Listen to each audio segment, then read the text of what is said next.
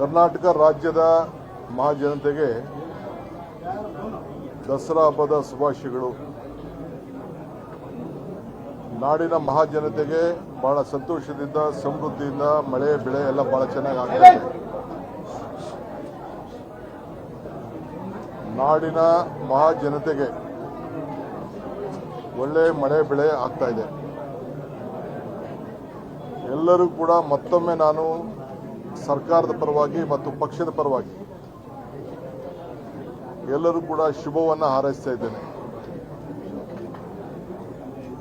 ನವರಾತ್ರಿ ದಿನ ತಾಯಿ ಚಾಮುಂಡೇಶ್ವರಿಯ ಸನ್ನಿಧಿಯಲ್ಲಿ ದಸರಾ ಆಚರಣೆ ಪ್ರಾರಂಭವನ್ನು ಮಾಡಿದ್ದೇವೆ. ಈ ವರ್ಷ 11 ದಿನ. ದುಃಖವನ್ನು ದೂರ ಮಾಡುವಂಥ ದೇವಿ ದುರ್ಗಾದೇವಿ. ಆ ದೇವಿಗೆ ವಿವಿಧ ಅಲಂಕಾರವನ್ನು ಇಟ್ಟು 9 ದಿನ ಇತ್ತು. ಇವತ್ತು 11 ದಿನ ನಾವು ಆಚರಣೆ ಮಾಡ್ತಾ ಇದ್ದೇವೆ. ನಮ್ಮ ಕಾಂಗ್ರೆಸ್ ಕಚೇರಿಯಲ್ಲಿ ಮತ್ತು ವಿಧಾನಸೌಧದಲ್ಲೂ ಕೂಡ ಇವತ್ತು ಈ ಕಾರ್ಯಕ್ರಮವನ್ನು ಹಮ್ಮಿಕೊಂಡಿದ್ದೇವೆ. ಇದಾದಮೇಲೆ ಕೆಲವು ಗುಂಡಿ ಮುಚ್ಚುವಂಥ ಏನು ಒಂದು ಕಾರ್ಯಕ್ರಮ ನಾವು ಮಾರ್ಗದರ್ಶನ ಕೊಟ್ಟಿದ್ದೇವೆ. ಕೆಲವಕ್ಕೆಲ್ಲ ನಾನು ಅನ್ಎಕ್ಸ್ಪೆಕ್ಟೆಡ್ ವಿಸಿಟನ್ನು ಮಾಡ್ತಾ ಇದ್ದೀನಿ. ಈಗ 4 ಗಂಟೆಗೆ ಪ್ರಾರಂಭ ಮಾಡ್ತಾ ಇದ್ದೀನಿ. ಇದಲ್ಲದೆ ನಾಳೆ ಶ್ರೀಧರ್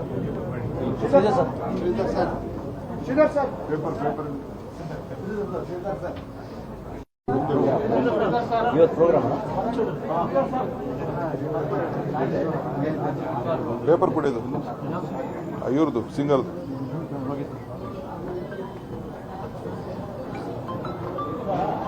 ನಾಳೆ ಬೆಳಗ್ಗೆ ಪಕ್ಷದ ಪರವಾಗಿ, ಎಐಸಿಸಿಯ ಪರವಾಗಿ ನನಗೆ ನಮ್ಮ ವರಿಷ್ಠರ ಆದೇಶದ ಮೇರೆಗೆ ಜಬೀನ್ ಗರಗ್ ಅವರ, ನಮ್ಮ ಭಾರತದ ಒಂದು ಕಂಪೋಸರು, ಸಿಂಗರು, ಆಕ್ಟರು, ನಮ್ಮ ಅಸ್ಸಾಂನಲ್ಲಿ ಅವರ ಆಕಸ್ಮಿಕ ಮರಣದಿಂದ ಇವತ್ತು ಅವರ 40 ಭಾಷೆಗಳಲ್ಲಿ ಅವರು ಮತ್ತು 12 ಇನ್ಸ್ಟ್ರೂಮೆಂಟ್ಗಳಲ್ಲಿ ಅವರು ಹಾಡಿ ಬಹಳ ಪ್ರಸಿದ್ಧರಾಗಿದ್ದಾರೆ.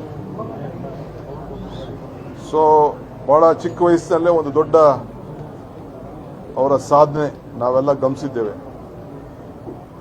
ಪಕ್ಷ ಅವರ ಆತ್ಮಕ್ಕೆ ಶಾಂತಿ ಕೊಡಲಿ ಅಂತೇಳಿ ಇಡೀ ಕಾಂಗ್ರೆಸ್ ಪಕ್ಷ ಅವರ ಎಲ್ಲ ಅಭಿಮಾನಿಗಳ ಜೊತೆ ಆ ದುಃಖದಲ್ಲಿ ಮೊಳಗ್ತಾ ಇದೆ. ಸೊ ನಮ್ಮ ಎಐಸಿಸಿ ವತಿಯಿಂದ ನಾನು ಅಲ್ಲಿಗೆ ನಾಳೆ ಬೆಳಗ್ಗೆ ಹೋಗಿ ಆ ಒಂದು ಪವಿತ್ರವಾದಂಥ ಅಂತಿಮ ನಮಸ್ಕಾರದ ಕಾರ್ಯಕ್ರಮದಲ್ಲಿ ನಾನು ಪಾಲ್ಗೊಳ್ತಾ ಇದ್ದೇನೆ. ಬಹಳ ಚಿಕ್ಕ ವಯಸ್ಸಿನಲ್ಲೇ ಇಂಥ ದೊಡ್ಡ ಸಾಧನೆ, ಅನೇಕ ಭಾಷೆಗಳಲ್ಲಿ ಅವರ ವಿಚಾರ ನಾನೇನು ಹೆಚ್ಚಿಗೆ ನಿಮಗೇನು ಹೇಳಬೇಕಾದಿಲ್ಲ. ಇದು ಬಹಳ 1972ರಲ್ಲಿ ಅವರು ಜನ್ಮವನ್ನು ತಾಳದಂಥವ್ರು. ಸೊ ನಮ್ಮ ಜೊತೆ ಇಲ್ಲ. ಸೊ ನಾನು ಹೋಗಿ ಸರ್ಕಾರದ ಪರವಾಗಿ ಮತ್ತು ಪಕ್ಷದ ಪರವಾಗಿ ಅಲ್ಲಿಗೆ ಹೋಗಿ ಬರ್ತಾ ಇದ್ದೇನೆ. ಇಷ್ಟಿದೆ.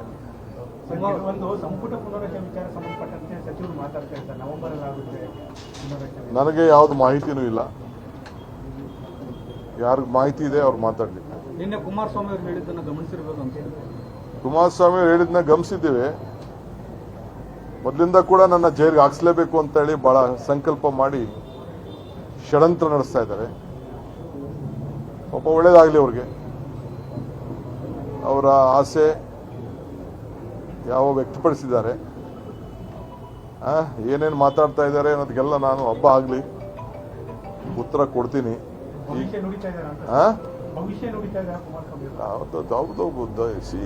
ಮೊದಲಿಂದ ಕೂಡ ಅವ್ರ ಕುಟುಂಬದ ನನ್ನ ಮೇಲೆ ದೊಡ್ಡ ಷಡ್ಯಂತ್ರ.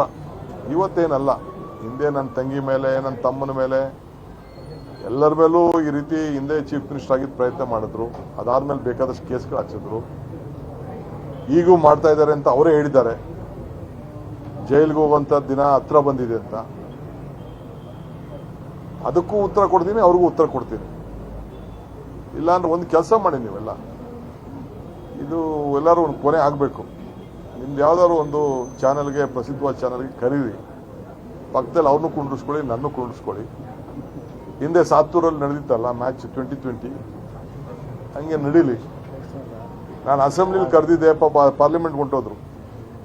ಇನ್ನು ಬೇರೆ ಅವ್ರ ಪಾರ್ಟಿಯವ್ರ ಜೊತೆ ಮಾತಾಡೋದ್ರಲ್ಲಿ ಏನು ಅರ್ಥ ಇದೆ? ಅವರೆಲ್ಲ ನನ್ನ ಲೆವೆಲ್ಗೆ ಅಲ್ಲ ಅವರೆಲ್ಲ. ಸೊ ಅದಕ್ಕೆ ಅವ್ರನ್ನೇ ಕರೆದ್ಬಿಡಿ, ನೀವೆಲ್ಲ ಫಿಕ್ಸ್ ಮಾಡ್ಬಿಡಿ.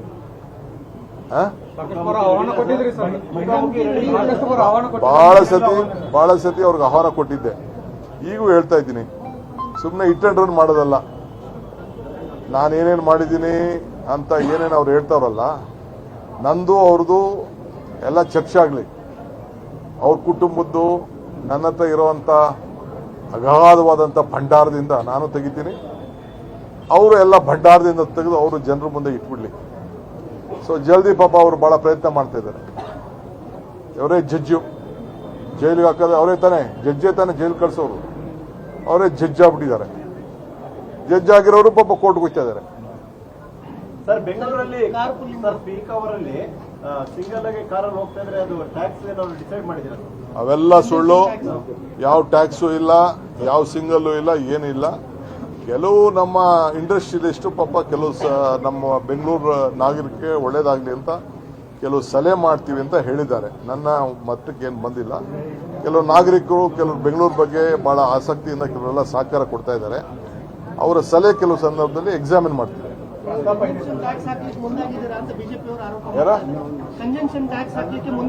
ಬಿಜೆಪಿಯವರು ಏನೋ ಪ್ಲಾನ್ ಇರಬೇಕು, ಕೇಂದ್ರ ಸರ್ಕಾರದಲ್ಲಿ ಒಂದು ಪ್ಲಾನ್ ಇರಬೇಕು, ನಮ್ಮ ಸರ್ಕಾರದಲ್ಲಿ ಯಾವ ಪ್ಲಾನ್ ಇರಬೇಕು? ಸರ್, ನಿಮ್ಮ ಸರ್ಕಾರಿ ನಿವಾಸದ ಮುಂದೆ ಟಾರ್ ಹಾಕಿದ್ರು ಸರ್, ಅದನ್ನೇ ಕಳಪೆ ಕಾಮಗಾರಿ ಮಾಡಿದ್ರು. ವರದಿ ಬಂದ ಮತ್ತೀಗ ಹೊಸದಾಗಿ ಟಾರ್ ಹಾಕೋರು ಸರ್.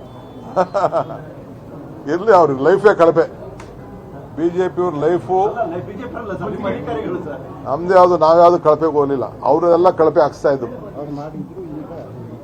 ಅವ್ರ MLA ಕ್ಷೇತ್ರದಲ್ಲೇ ಕಳಪೆ ಇದೆ ಎಲ್ಲ. ಮನೆ ಎದುರುಗಡೆ ರೋಡಾಗಿ ಮಾಡಿದ್ರು ಅದೇ ಅವ್ರ ಕ್ಷೇತ್ರನೇ ಅದು.